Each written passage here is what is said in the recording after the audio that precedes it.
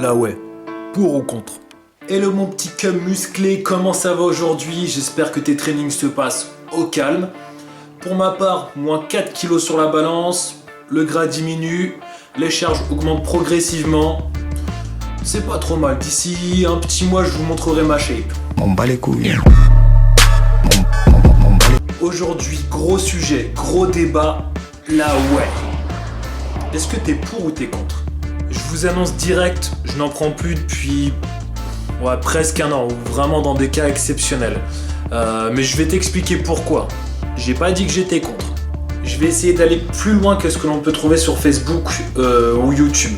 Parce que moi je conseille la ouais, c'est le top après l'entraînement. Prendre environ 30 grammes. Ouais, le mec fait l'expert, mais il a juste lu la notice d'utilisation derrière la boîte. De cette marque ou de celle-ci, c'est vraiment le top qualité-prix. Ouais, niveau prix, c'est pas mal. Mais niveau qualité... On se lance, hein, n'est-ce pas, Jérôme? Stop! Immédiatement! C'est bon! Non! C'est bon, vous l'avez dit! Non! Bon, reprenons la base. La whey, c'est un produit issu du lait et non du fromage.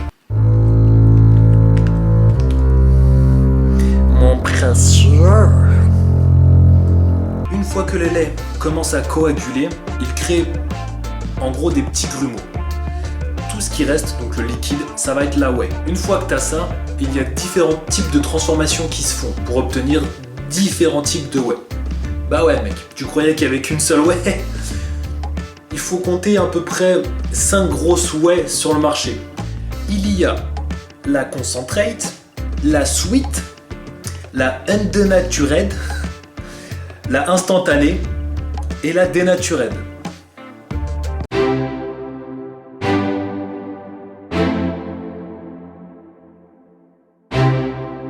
Sinon, si tu veux tout savoir sur tous les types de whey, bah regarde.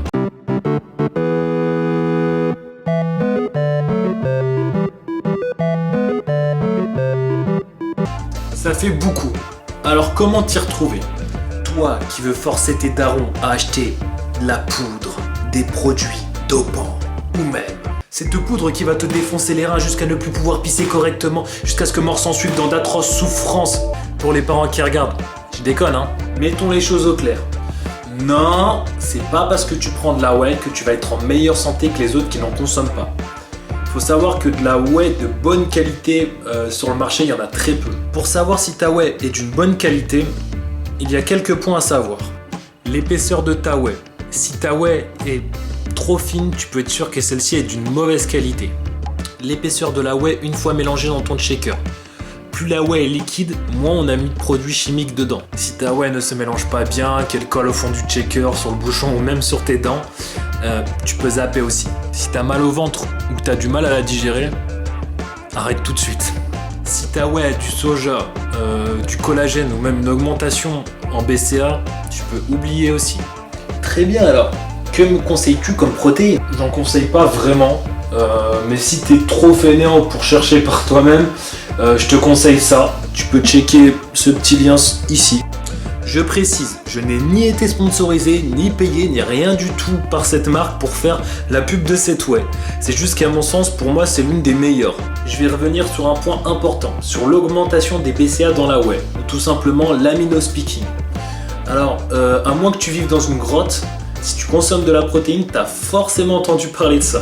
Ah oui, si tu connais pas les BCA, ce qui serait relativement bizarre si tu consommes de la whey, je t'invite à regarder ma vidéo sur les protéines. Ça consiste à ajouter des BCA pour augmenter le taux de protéines dans ta dose de whey. Je vais pas rentrer dans le détail biochimique, augmenter le taux d'azote, etc.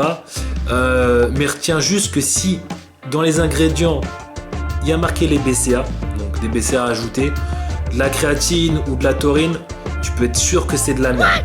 La marque promet entre 25 et 30 grammes de protéines par dose de whey. Si t'en as 12, honnêtement, c'est très bien. Ah, parce que tu pensais réellement que si c'était marqué 30 grammes de prot par dose, c'était réellement le cas? Ah ouais, merde. Ils sont forts les industriels. Il faut savoir que sans enzymes, ton corps va assimiler entre 12 et 15% des 30 grammes de prot de ta dose. Ouais. Et encore, pas de ta prot de merde. Ça commence à arriver sur le marché. On en verra de plus en plus des protéines avec ajout d'enzymes. J'ai hâte de voir les dérivés. Alors pourquoi depuis que j'en prends, j'ai plus de force, plus de muscles, plus de poids, hein? Alors pourquoi? Alors déjà, ferme Non, on l'a déjà faite et on a dit qu'on était moins vulgaire. Si tu as plus de force, ce n'est pas forcément grâce à ta ça va être à ton augmentation de glucides. C'est vraiment simplifié. De deux, si tu as pris du poids et du muscle, c'est tout con. Si tu n'as rien changé à ton alimentation, ton entraînement et ton mode de vie, et que tu apportes en plus de la whey, c'est un apport calorique. Donc forcément, ton apport calorique va être plus important que ta dépense calorique. C'est logique. Donc tu prends un peu de poids.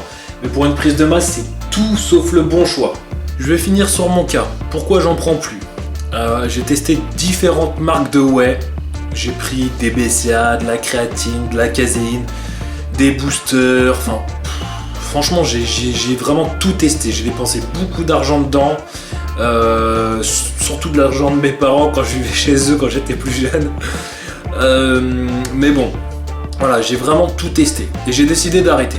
Alors à un moment, j'ai essayé d'apprendre. J'ai bouquiné beaucoup de bouquins, surtout dans la nutrition. Je suis allé dans des séminaires, j'ai rencontré des personnes qui travaillent dans le milieu des compléments alimentaires. D'ailleurs, je tiens à remercier Hervé Capitaneo qui a réussi à me transmettre une partie de son savoir en tout cas et ses expériences, de la documentation. C'est quelqu'un qui est trader dans les compléments alimentaires, donc qui a une très grande connaissance de la complémentation. Bref, et suite à tout ça, j'ai essayé de me faire une prépa sans compléments. C'est pas facile, mais c'est faisable. Et puis j'ai complètement arrêté les compléments alimentaires. Je préfère mettre de l'argent dans de la bonne nourriture. En plus, en toute honnêteté, j'ai vu aucune différence. Je me sens peut-être même moins fatigué que quand je prenais des compléments. J'ai aussi préconisé à certains de mes clients d'arrêter les compléments alimentaires parce que ils venaient même pas de commencer la muscu qu'ils en prenaient déjà. Et ils n'avaient pas de pathologie. Dont un qui a vraiment une prépa et un physique exceptionnel. Bref, si tu dois retenir une phrase, c'est que ton physique ne va pas dépendre de ta complémentation, mais de ton alimentation. Rentre-toi ça dans le crâne. Si tu as d'autres questions, n'hésite pas à venir sur ma page Facebook ou en MP. Je te souhaite de faire tes propres recherches et de méditer tout ça. Je te dis à la semaine prochaine et bonne whey.